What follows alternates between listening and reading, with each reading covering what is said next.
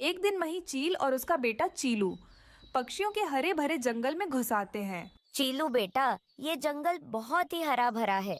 मैं जल्दी से इस पेड़ के ऊपर हमारे लिए घर बना लेती हूँ। हाँ मम्मा, आप जल्दी से हमारे लिए घर बना देना ताकि मैं आराम से सो सकूं। दूसरे जंगल से इस जंगल आते आते मैं तो बहुत थक गया। हाँ हाँ मेरे बेटे, मैं अभी घर बनाने के लिए लकड़ियाँ ले आती हूँ। थोड़े समय बाद मही चील लकड़ियों से अपने लिए घर बनाने लगती है। ये सब दूर से कालू कौवा देख रहा था। तुरंत पक्षियों के पास जाता है और उनसे कहता है, बात है कालू भैया, तुम्हें क्या हो गया? तुम इतने परेशान क्यों हो? हाँ हाँ कालू, अब क्या हो गया? अब हमें जल्दी से बता भी दो। दोस्तों, बहुत बुरा हो गया।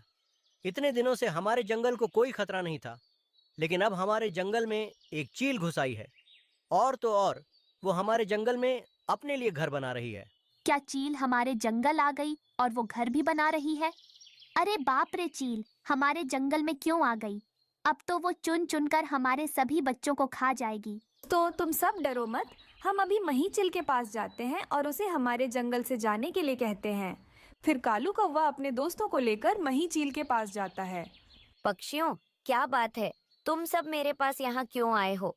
चील, तुम अभी यहाँ से चले जाओ, हमारे मासूम बच्चे को तुम्हें खाने नहीं देंगे। हाँ मही चिल, तुम हमारे लिए खतरा हो, चली जाओ यहाँ से। अरे पक्षियों, तुम चिंता मत करो। अब मैं पक्षियों का मांस नहीं खाती, मैं भी दाना खाती हूँ।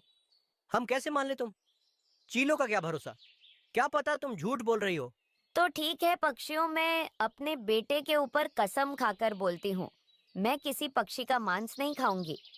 दोस्तों, मुझे लगता है मही चील सच कह रही है, क्योंकि एक माँ अपने बेटे के ऊपर झूठी कसम नहीं खा सकती। हाँ हाँ पक्षियों, तुम सब मुझ पर यकीन कर सकते हो, मैं तुम में से किसी को भी नहीं खाऊंगी। चलो पक्षियों, हमारे लिए अब कोई खतरे वाली बात नहीं है। रानो चिड़िया सारे पक्षियों को लेकर वहां से चली जाती है। रानू, तुम उस चील पर क्यों भरोसा कर रही हो? चील भरोसे के लायक नहीं है। कालू भैया, उस चील ने तो अपने बेटे के ऊपर कसम खाई थी, देखना वो कसम कभी नहीं तोड़ेगी। ऐसा कहकर रानो चिड़िया वहां से चली जाती है। ये रानू तो पागल हो गई है जो उस चील पर भरोसा कर रही है। हाँ पक्षियों, मुझे तो लगता है उस चील ने हमारा शिकार बनाने के लिए झूठी कसम खाई है। पक्षियों, तुम सब चिंता मत करो। जब वो चिल घर पर नहीं रहेगी, मैं उसके घर को आग लगा दूंगा और उसके बेटे को मार दूंगा। फिर देखना, वह चील खुद ही हमारा जंगल छोड़कर चली जाएगी। दूसरे दिन मही चील अपने बेटे को लेकर बाहर जाती है। उसी समय कालू कौवा उसका घर जला देता है। कुछ समय बाद चील अपने बेटे चीलू को लेकर अपने घर वापस आती है। मेरा घर, हाय रे मेरा घर कैसे जल गया? मैंने कितनी मेहनत से बनाया था।